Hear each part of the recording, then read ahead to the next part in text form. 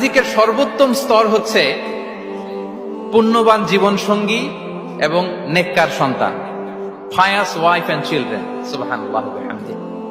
একটু খেয়াল করে দেখেন যে আমার লাইফ পার্টনার, আমার জীবন সঙ্গিনী, সে যদি আল্লাহওয়ালা হয়, সে যদি ভালো হয়, আর আমার সন্তানটা যদি আল্লাহওয়ালা হয়, আমার ঘরটাই তো জান্নাত, ঠিক কিনা?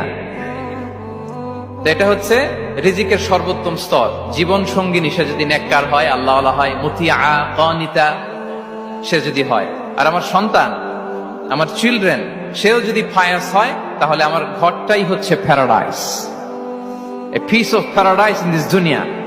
সুবহানাল্লাহ।